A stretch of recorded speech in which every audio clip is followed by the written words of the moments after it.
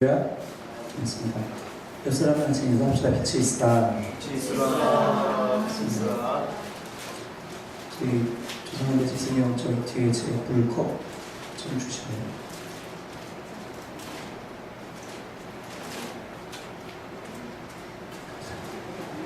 오늘 같이 나눌 말씀은 구약성경 사무엘상 5장의 말씀입니다.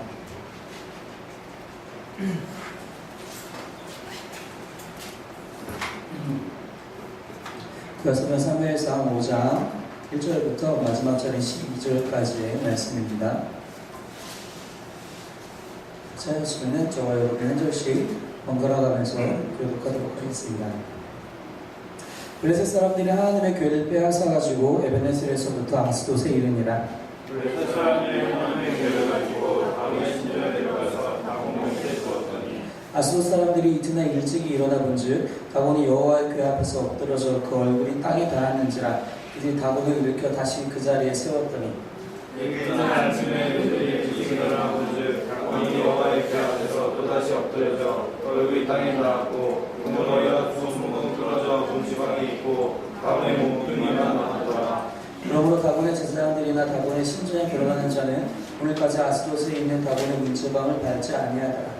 여호와의 신장이 아스돗 사람에게 엄중히 돌아서 북한 중기의 제안으로 아스돗과 그 지역을 주선하게 하니 아스돗 사람들이 이를 보고 이르되 이스라엘 신의 궤를 우리와 함께 있지 못하게 할지라.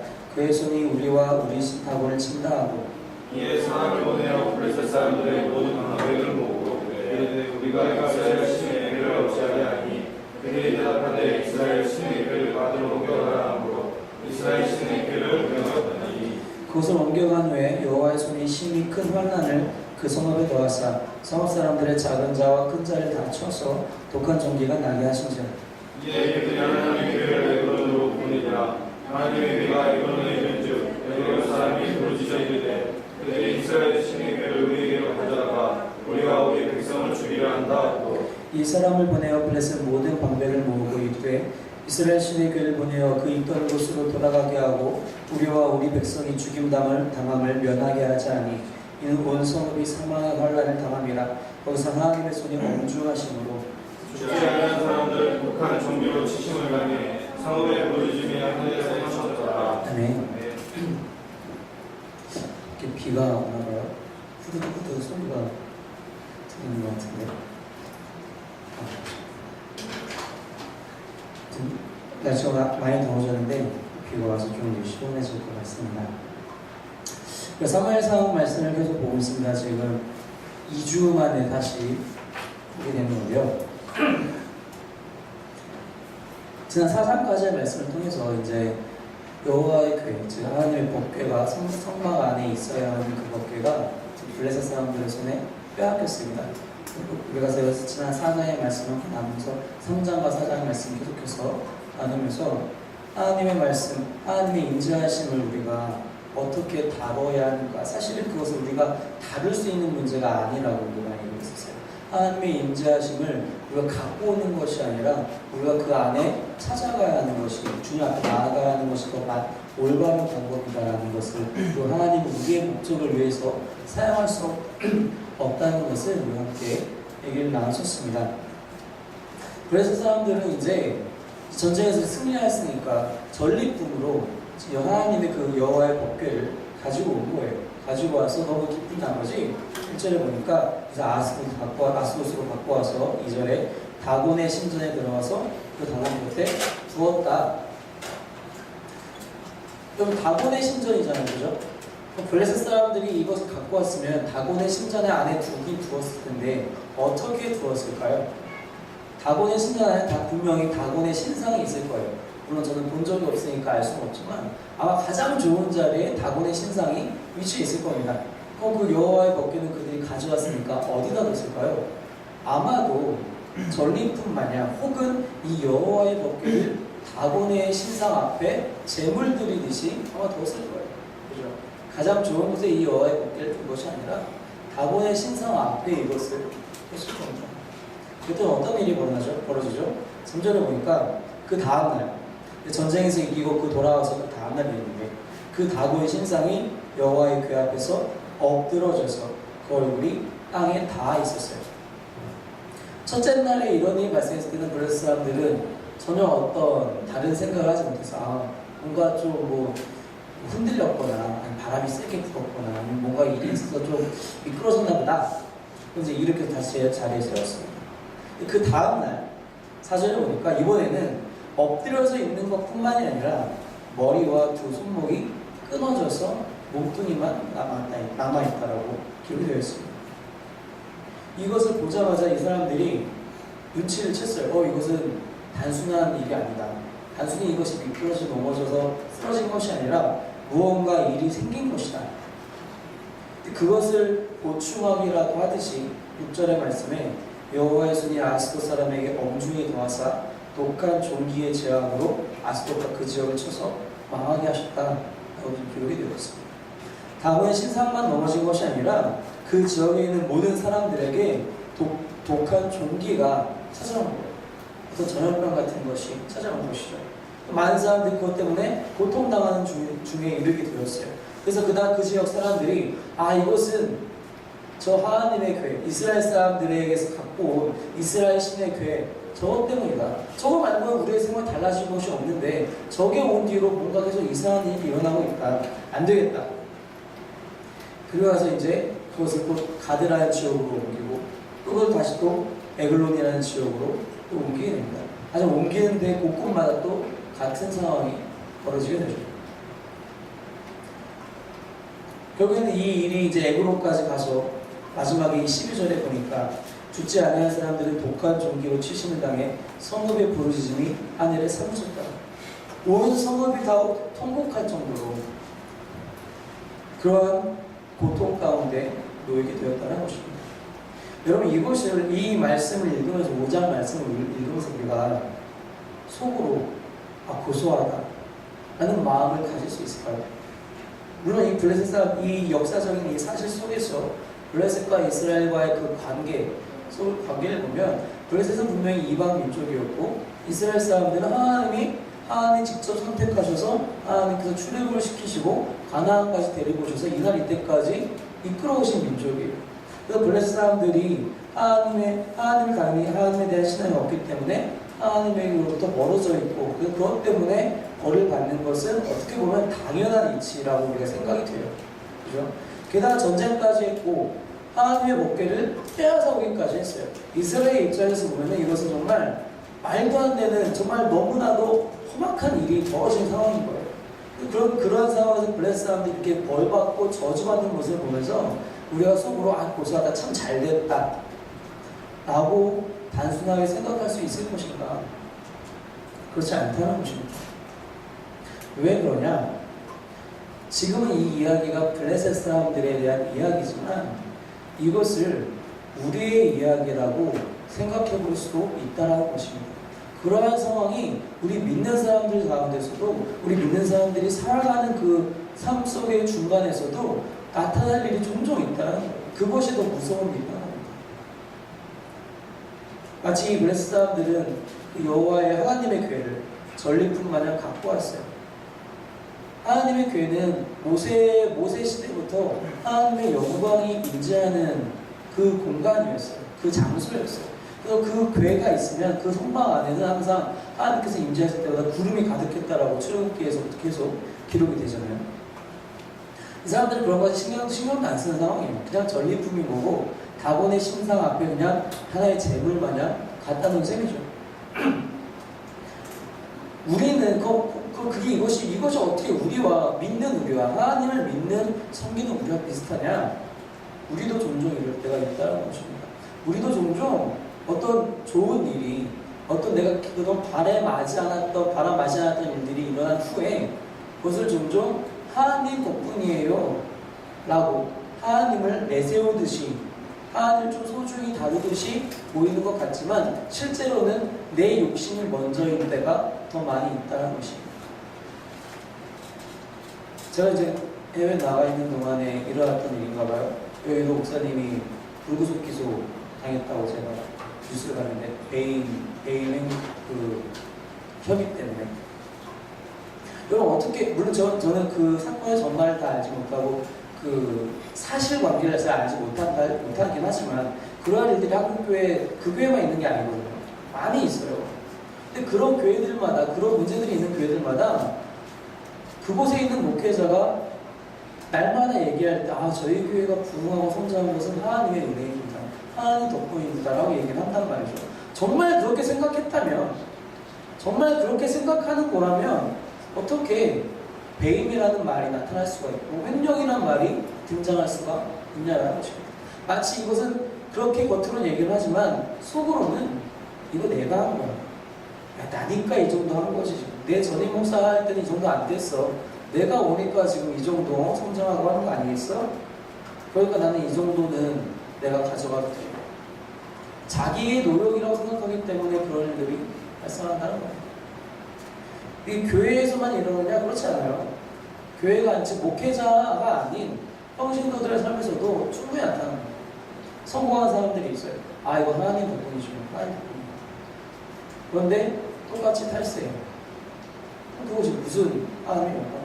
그 탈세하는 이유는 뭐예요? 그게 아까운 거예요. 세금 내는 게 아까운 거예요. 자기가 했다라는 거예요. 내가 번 돈이라는 얘기예요. 아까운 거예요. 내가 사업을 하는 사람이 아니더라도 월급쟁이다 하더라도 우리가 11조 생활을 하잖아요. 안 하시는 분들 종종 계세요. 제가 그것을 여기서 정죄할 수는 없지만 분명히 11조에 대해서 성경에서 얘기할 때는 하나님의 것이라고 했어요. 그건 내 것이 아니에요. 사실은 전부가 하나님 것인데 그것 일부분을 하나님께 이게 전부가 사실은 하나님 것입니다라는 나의 믿음의 고백으로 드리는 거잖아요. 근데 안 드려요. 왜? 내가 벌었으니까. 내가 벌었다고 생각하니까. 내 땀이 흘렸다라고 생각하기 때문에 그거 드리기가 아까운 거예요. 그래서 사람들은 자기들이 전쟁에 이겨가지고 하나님의 궤를 가지고 왔어요. 가지고 와서 그것을 전리품으로 자랑하듯이 내놨어요. 마치 하나님을 혹은 하나님의 궤를 자랑하듯이 보이지만 사실은 다곤의 신상 앞에서 메인은 다곤의 신상이었던 거예요. 우리도 하나님을 자랑하지만 어떤 일들이 있을 때마다 하나님을 자랑하지만 사실 그 메인은 내 욕심이었던 거예요. 내 돈이고 내 건강이고 내 지식이고 내 학벌이고 내가 취업 잘 되는 거고 내가 학교 잘 가는 거고 그것이 내 사실은 메인이었고 그것을 포기할 수가 없는 거예요. 믿지 않는 사람만 그런 것이 아니라 믿는 사람도 그렇게 얼마든지 할 수 있다는 것입니다. 하나님의 영광으로 포장은 하지만 사실은 내 욕심이 그 안에 가득해서 그것이 한꺼풀만 벗겨지면 내가 포기할 수 없는 것들이 여전히 남아있다는 것입니다.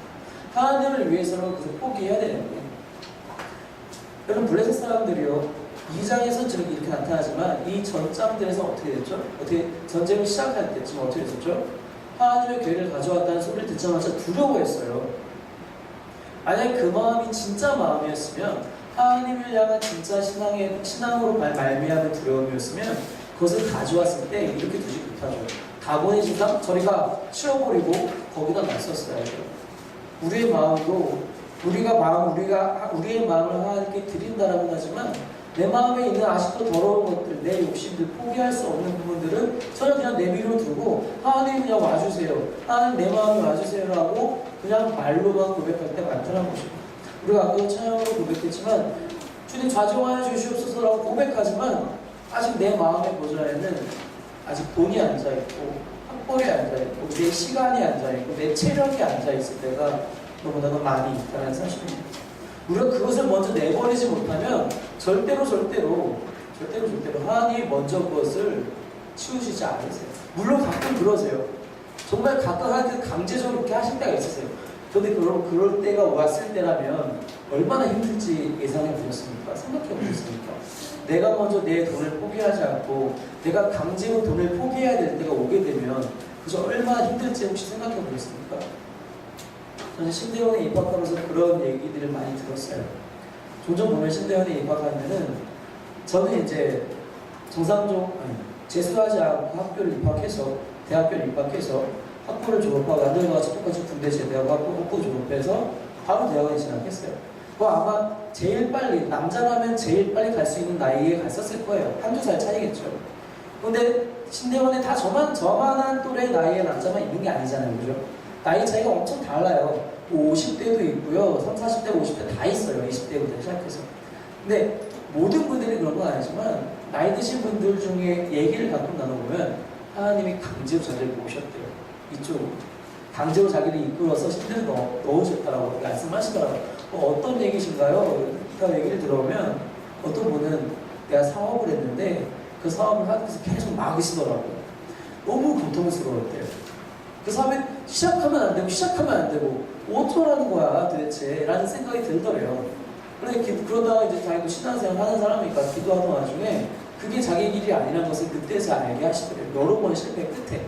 그래서 너무 고통스러운 가운데 그것을 다 이제 내려놓게 되고 그리고 비로소 편한 마음을 가지고 신대에 들어왔다고 말씀하시더라고요.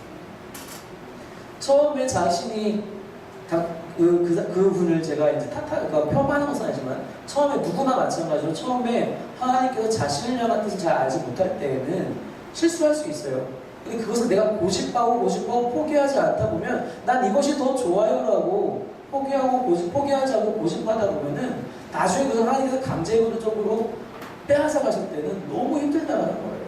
그런 직원들 여러분 낯설지 않으실 거예요. 여러분들이 직접 경험해 보신 적도 있으실 테고 주변에도 아마 그럴 때 많이 있을 겁니다. 먼저 내가 그것을 버리지 않으면은 언젠가 그날이 찾아오게 된다는 거예요.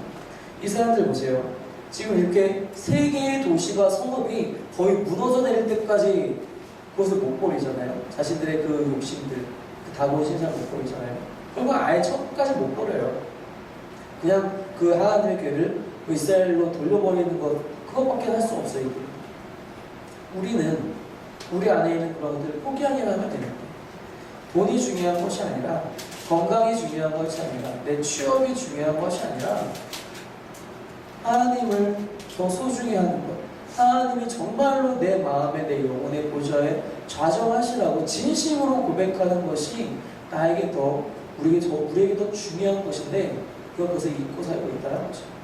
그러한 진짜 고백이 우리에게 지금 필요하다는 것입니다. 내일부터 할 계획가 아니라 바로 이 시간 우리가 그렇게 고백하지 않으면은 우리는 내일도 아까워하고 그 다음날 또 아까워할 수 있는 아까워하는 그런 반복이 계속 된다는 것입니다. 이 블레셋 사람들을 우리라고 생각해보면 바로 우리가 그렇게 생각을 해볼 수가 있어요. 근데 이것을 블레셋 사람들을 우리가 남이라고 한번 다시 한번 생각을 해봅시다. 내가 아니라 다른 사람이라고 생각을 해봅시다. 아까 말씀드린 것처럼 블레셋 사람들은 이방인들이에요. 그죠? 이방인이라면 하나님을 향한 신앙이 없는 사람들입니다. 그죠? 요즘 말로 하면 믿지 않는 사람들이, 즉 교회 안 다니는 사람들이 쉽게 얘기하면 교회 안 다니는 사람들이 하나님에 대해서 이렇게 행동하는 건 당연해요. 그죠? 하나님 모르는데 당연하죠. 우리로서는 생각만 해도 좀 파렴치한 일이고 정말 안 될 것처럼, 물론 우리는 종종 그러지만 머리로는 안 될 것 뻔히 알고 있지만 믿지 않는 사람들은 그런 거 없어요. 그냥 이렇게 하는 게 당연한 거예요. 그냥 다본신 전에 갖다 놓는 것이 당연한 거예요. 이들을 탓할 수 없어요. 이건 이들을 탓할 수 없어요. 누구 잘못이냐? 어쨌든 잘못은 저질러진 것이니까 누구 잘못이라고 해야 될까요? 누구 잘못이라고 해야 될까요? 그것은 결국에는 우리 잘못이에요. 왜 이들이 그렇게 할 수 없는가? 왜 믿지 않는 사람들이 하나님의 영광에 대해서 하나님의 영광의 가치를 두지 못하고 있는가? 우리 잘못이라는 겁니다. 로마서에 가보면 사도 바울이 그렇게 얘기를 합니다. 믿지 않는 사람들이 왜 믿지 못하냐? 듣지 못해서이다. 왜 그들이 듣지 못해서 믿음을 못 가졌느냐? 전파하는 자가 없어서이다. 우리가 전파하지 않았기 때문에 그들이 하나님의 영광에 대해서 가치 있게 생각하지 않는다는 거죠. 그래서 이러한 잘못들을 저지르게 되고 결국 저주받게 된다는 것입니다. 우리 주변에 믿지 않는 사람들이 바로 그렇게 저주받고 죽게 된다는 것입니다. 이들은 지금 독종으로만 그 종기 같은 걸로만 고난당했지만 우리 주변에 믿지 않는 사람들은 하나님을 듣지 못하면, 주님에 대한 이야기를 듣지 못하면 지옥까지 가게 되는 것밖에 없어요. 누구 잘못이냐고요? 우리 잘못이에요. 어떻게 해야 되느냐? 전해야죠. 방법은 하나밖에 없어요. 전해야 됩니다. 사도 바울이 얘기하는 것처럼 전파해야 돼요. 때를 얻든지 못 얻든지 전파해야 돼요. 근데 참 이게 어려운 이야기예요. 이렇게 말하는 사람도 듣는 사람도 참 쉽지 않은 이야기예요. 전파하면은 내가 말해서 그 사람이 들으면, 그래서 그 사람이 하나님의 영광에 대한 가치를 인정을 하고, 이러한 잘못을 내가 이때 잘못을 했군요, 회개하고 돌아오면 얼마나 좋겠어요. 근데 그래 쉽게 그렇게 되던가요? 여러분 주변에 믿지 않는 사람들에게 그렇게 복음을 말로 전파를 했을 때 그 사람들이 쉽게 넘어오던가요? 야, 교회 가자. 그래 갈게. 나 나에게 그 말을 해줄 사람을 내가 지금까지 기다려왔어. 같이 가자. 내가 당장 내일 너랑 같이 갈게. 라고 했던 적 혹시 있으신가요? 없을 거예요. 저도 없어요. 딱 한 번 제가 8살 때 저희 옆집 사는 애 7살짜리 애를 야 가자. 아무 말 없이 끌고 갔어요. 그거 말고는 없어요. 나이 먹으면요, 자기 생각이 뚜렷해지고 하면은 자기가 계산이 다 되어질 테니까 쉽게 안 움직여져요. 자기가 지금까지 살아온 가치관이 있고 습관이 있고 생각이 있기 때문에 쉽게 안 움직여져요. 가끔 하나님이 정말 급하게 여기실 때는 그렇게 일하시기도 하지만 일반적으로는 그거 말로 해서는 그렇게 되지 않는다는 거예요. 즉 직접 경험, 하나님을 직접 만난 직접 경험은 흔치 않은 경험인데 그렇지 않고서는 될 수가 없어요. 그럼 어떻게 해야지 할 수 있느냐? 하나님을 직접 경험하는 건 우리가 할 수 있는 게 없어요. 우리는 기도밖에 할 수 없거든요. 하나님이 직접 만나주시는 것밖에 없어요. 그러면은 하나님께서 직접 하시는 것 말고 우리가 할 수 있는 것은 무엇이냐? 그들에게 간접 경험을 시켜줘야 된다는 겁니다. 어떻게 간접 경험을 시켜줘야 되느냐? 내가 하나님을 얼마나 가치 있게 생각하는지, 내가 얼마나 하나님을 가치 있게 섬기는지 그것을 보여주는 것이 우리가 할 수 있는 전부라는 것입니다. 그러면 이스라엘 사람들은요, 이 이전 장에서 어떻게 행동했었죠? 자기들의 목적, 즉 전투에서 승리하는 것, 그거 하나 때문에 하나님의 궤를 가지고 왔어요. 하나님을 가치 있게 생각한 것이 아니라 자기들이 승리하는 것을 가치 있게 생각했어요. 이 당시에 이스라엘 사람들은요, 주변 국가들에게 하나님에 대해서 제대로 알리고 있지 못하는 상황에 가는 겁니다. 우리의 삶은 어떻습니까? 그럼 여러분들의 삶은, 저도 마찬가지지만 여러분들의 삶은 하나님을 가치 있게 섬기는 모습을 주변 사람들에게 올바르게 보여주고 있는 삶입니까? 여러분, 우리가 그렇게 하지 못하면요, 그들도 똑같이 행동한다는 거. 저 사람도 교회 다녔는데 별거 없네. 저 사람도 똑같이 행동하냐? 저 사람도 똑같이 탈세하고, 똑같이 지각하고, 똑같이 일 열심히 안 하고, 똑같이 학교 떨어지고, 똑같이 아프고, 똑같은데 뭐. 하나님을 가치 있게 섬기는 자, 그렇게 우리의 모든 삶을 하나님께만 가치를 두고 사는 삶, 그것이 있어야지만이, 그것을 우리가 보여줄 수 있어야지만이 믿지 않는 사람들이 그것을 통해서 간접 경험을 하게 되고 하나님을 알게 된다는 것입니다. 예수님이 괜히 복음서에서 빛과 소금대로 살아라라고 말씀하신 것이 아니에요. 예수님이 그 말씀을 하실 때 그래야지 너희가 잘 된다, 그래야지 너희 복 받는다, 다 너희를 위한 거야 라고 말씀하시지 않으셨어요. 너희 착한 실로 다른 사람들이 하나님의 영광을, 그 덕을 보게 하라. 빛과 소금의 사명은 나를 위한 것이 아니라 믿지 않는 사람들을 위한 것이다. 좀 캐캐묵은 얘기지만 제가 이제 고3 때 이제 여름방학이었어요. 이제 저도 당시에 계속 그 교회 학교를 계속 다니고 있었지만, 교회 다니면서 제가 이제 그때 이제 한 충북교회를 5년 정도 다니고 있던 시점이었는데, 고3 때에는 한 번도 수련회를 참석을 안 했어요. 방학 때마다. 뭐 별로 이렇게 친한 애들도 없고, 그냥 뭐 가봐야 뭐 재미도 없을 것 같고, 왠지 그 청소년 시기에는 그런 게 있잖아요. 교회 가봐야 뭐 재밌는 거 있나, 학교 친구를 만나야지 좀 뭐 재밌고 그렇죠. 여름방학 때, 하필이면 고3 여름방학 때 아버지가 강제로 제 배낭을 다 싸서 교회 버스에 집어넣으셨어요. 제 의지가 아니라 그렇게 집어넣으셨어요. 근데 그것을 하기 위해서 그 전날에 전 학교에 가서, 고3이니까 여름방학이니까 보충 수업 나가잖아요. 자율학습도 가야 돼요. 강제적으로. 가서 미리 얘기를 해야 됐어요. 선생님한테. 선생님, 저는 내일부터 3박 4일 동안 못 나옵니다. 왜 못 나오냐? 저 오늘 교회에서 어디 갑니다. 제가 그 얘기를 할 때 저희 반 친구들이 저한테 다 좀 속된 말로 미친놈이라고 했어. 쉽게 해서 미친놈이라고 했어. 저한테. 너 미쳤구나. 너 제정신이냐? 너 지금 고3인데 지금 너 지금 6월달 모의고사 성적이 급다군데 지금 네가 그런 말 할 수 있어? 저한테 다 그렇게 얘기했어요. 3박사를 잘 놀다 왔죠. 다 타가지고 저한테 미친놈이라고 하는 애들 다 재수했어요. 저만 그 애들 중에서 대학교 왔고, 물론 그건 제 의지가 아니었어요.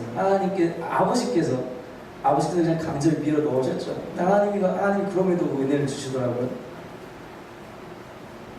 그리고 나서 학부 이제 대학교를 들어가서 대학교를 생활도 열심히, 대학교 생활만 열심히 했죠. 공부는 열심히 하는 거예요. 아무래도 한층 별로 안 좋아지잖아요. 제대한 이후에는 방학 때마다 그 계절학기를 열심히 들었어야 됐어요. 들어야지만이 졸업 학점을 채울 수 있는 그 수준이었거든요. 근데 이제 겨울방학은 열심히 들을 수 있어요. 근데 여름방학 때는 계절학기를 들을 수가 없더라고요. 왜냐면은 단기선교도 가야 되죠. 청년부도 여름수련회가 있죠. 교회학교 여름수련회도 다 도와줘야 되죠. 할 수가 없는 거예요. 여름방학 때에서 계절학기 한 번도 못 들었어요.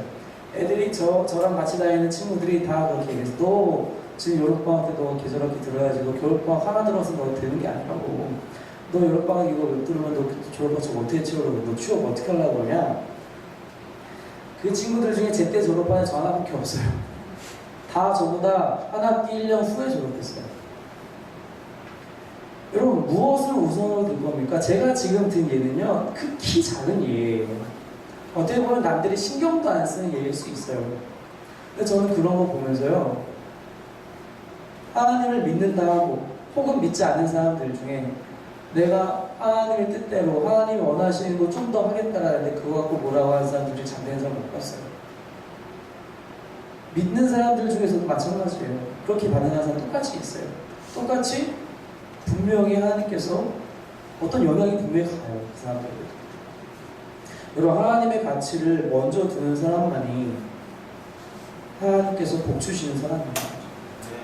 하나님께서 주시는 복은 내가 잘 되는 복이 아니라 하나님과 함께하는 복이에요. 하나님과 함께하지 않던 이스라엘이 어땠습니까? 전쟁에서 패배하고 많은 사람들이 죽어나가고 한 제사장 가문이 몰살당하고 그런 일들이 있지 않습니까? 하나님과 함께하는 삶, 그것이 진짜 복인데 그것은 하나님의 가치를 우선하는 사람이 있어야지 가능하다는 것입니다. 제가 이제 결혼한 지 2주 됐잖아요. 일주일은 여행이었으니까 그냥 그렇다 치고 일주일 동안 내 생활을 했는데, 일주일 동안 생활하면서 느낀 것 중에 하나가 뭐냐면은, 결혼한 이후에는 신앙생활을 하기 쉽지 않겠구나, 일반인들이라면. 그런 생각을 했어요. 사실 저는 하는 게 많지 않은데도 불구하고 괜히 바쁘더라고요. 왜냐면 안 하던 것을, 그동안 안 하던 것을 제가 좀 해야 되니까. 예를 들어서 뭐 설거지라도 한 번 더 해야 되고, 평소에 제가 안 하던 것들을 청소라도 해야 되고, 그러니까 제가 그동안에는 부모님과 살면서 안 했던 것들을 결혼하면 제가 해야 될 것들이 있으니까, 그것도 제가 많이 하는 건 아니지만, 아마 다른 청년들도 마찬가지일 거예요. 다른 결혼한 커플들도 마찬가지일 거예요. 결혼하면서 그렇게 자기에게 부과되는 그런 어떤 일종의 그런 그 의무감들, 그런 부담감들이 해야 될 일들이 있어요. 그런 것들 때문에 아마 신앙생활을 평소처럼 경건 훈련을 유지하기가 쉽지 않을 것 같더라고요. 저도 그래서 이번 주에 정말 많이 부족했어요. 그래서. 근데 그런 것들을 보면서 쉽지 않구나. 이게 결혼한 사람들이 이제 핑계댈 만하구나. 같은 위치에서 직장인들도 핑계댈 만하구나 라는 생각까지 갔는데, 핑계댈 만하다고 해서 이것을 오케이 할 수 있느냐? 그렇지 않다는 거예요. 또. 우리나라 인구를 5천만이라고 지금 대충 추산을 해보면 많이 좋게 얘기해서 25%가 크리스찬이라고 합니다. 여기서 말하는 25% 크리스찬은 개신교와 천주교를 합한 인구를 얘기를 해요. 근데 이제 중복된 인원들과 뭐 뻥튀기한 인원들 그런 거 다 빼버리면 맥시멈으로 잘 봐도 800만에서 1000만으로 정도 봐요. 즉 20%가 채 안 되는 수준. 더 나쁘게 보는 사람들은 10%는 될까? 라고 하기도 해요. 그 정도 인원입니다. 800만이라고 생각을 합시다. 그 800만 중에 지금 현재 일하고 있는 혹은 일할 수 있는 연령대 사람들 한 대충 400만 절반으로 아이들과 노인들을 빼고 400만이라고 생각을 해봅시다. 여러분 그 400만 명이요 주일날 나 출근 못하겠습니다라고 하면은 회사들에서요 그래 너희 다 나가버려라고 할 수 있을까요? 400만 명 적지 않은 숫자거든요. 우리나라에서 일할 수 있는 그 인구수 중에서 400만이라고 하면은 적지 않은 숫자예요. 근데 이 400만 중에 거의 대부분이 주일날 너 출근해 라고 할 때 아 그래 목구멍이 포도청이라고 출근해야지 하니까 주일날 우리가 출근하는 거예요. 주일 성수 우리가 왜 못하느냐? 왜 회사들이 그런 것들을 그런 식으로 받아들이느냐? 우리가 처음부터 그렇게 크리스찬대로 나는 하나님이 먼저입니다. 난 예배하는 것이 먼저이기 때문에 출근할 수 없습니다라고 우리 모두가 한 목소리를 내지 못했기 때문에 이런 일들이 발생하는 거라는 겁니다. 제가 너무 단순화시켜서 얘기하는지 모르겠어요. 하지만 포인트는 분명해요. 우리가 한 목소리를 내지 못하고 있다는 겁니다. 우리 모든 크리스천들이 한 목소리로 하나님을 높이지 못하고 있기 때문에 세상 사람들이 아 그럼 이렇게 해도 되겠구나라고 생각하고 우리를 그렇게 대한다는 겁니다. 그래서 우리가 살고 있는 사회의 구조가 그렇게 나타날 수밖에 없다는 거예요. 우리가 그런 구조들을 아 요새 경제가 안 좋아서 어쩔 수 없이 일해야 돼 이런 핑계들 사실은 낼 수가 없다는 겁니다. 우리가 하나님을 먼저 높이지 않으면 우리가 실제적으로 말로만이 아니라 내 삶 속에서 자신 있게 하나님의 가치를 높이지 않으면 누구도 우리를 그렇게 대해주지 않아요. 그걸 대해주길 바라서 그러는 것이 아니라 우리가 살고자 하는 정말 하나님이 먼저 되시는 그러한 삶 속을, 그러한 삶을, 그러한 사회를, 그러한 세상을 살아갈 수 없다는 겁니다. 우리가 그런 것들 때문에 불평불만 우리가 주 6일, 주 7일 출근해야 되고 또 모든 시험들은 또 하필이면 주일날 가 있고 국가 시험들은 다 주일에만 있고 그런 것들을 당연하게 여기는 그런 시간 속에서 우리가 한 목소리를 내지 못하면 하나님의 가치를 내지 못하면 바뀔 수가 없다는 것입니다. 여러분 미국에서는요 제가 미국 예찬원자는 아니지만 미국에서는요 주일날 뭔가를 공식적인 행사를 한다는 거 불가능해요. 교회 가야죠. 그 유대인들의 그 설날을 그러니까 유대인들이 쓰는 달력으로 1월 1일 그날은요 모든 공립학교들이 쉬어요. 그날 노는 날 유대인들한테 노는 날이니까 믿지 않은 사람들은 유대인이 아닌 사람들은 안 놀잖아요. 그래도 쉬어야 돼요. 그날은 노는 날이니까 그거 건들 수가 없어요. 유대인들은 그거 인원이 얼마 안 되지만 그들이 한 목소리를 냈기 때문에 그게 가능한 거거든요. 여러분 우리가 어떻게 한 목소리를 낼 수 있는가? 내 삶이 그렇게 바뀌는 것밖에 없다는 것입니다. 나는 하나님이 먼저입니다. 난 예배하는 것이 먼저입니다.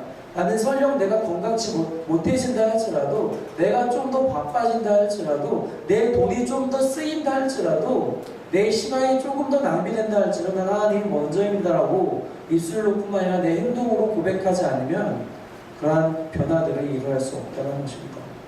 그럼 바로 이러한 고백이 이러한 결단이 저와 여러분들 가운데 있기를 원합니다. 그냥 말로만 하는 것이 아니라 이렇게 내가 하나님을 사랑합니다라고 내가 이렇게 하나님을 높입니다라고 고백할 수 있는 그래서 믿지 않은 사람들이 우리로 인해서 간접 경험을 하고 아 이렇게 하나님을 섬겨야 되는 것이구나 그래서 이들이 이렇게 잘 되고 이들 때문에 이렇게 이 사회가 이렇게 건전하게 돌아가는구나 라고 고백하고 하나님께로 돌아올 수 있는 그런 역사가 일어나야 한다는 것입니다. 바로 우리를 통해서 이 세우는 교회를 통해서 그런 일들이 일어나기를 주님의 이름으로 소망합니다. 함께 기도하겠습니다.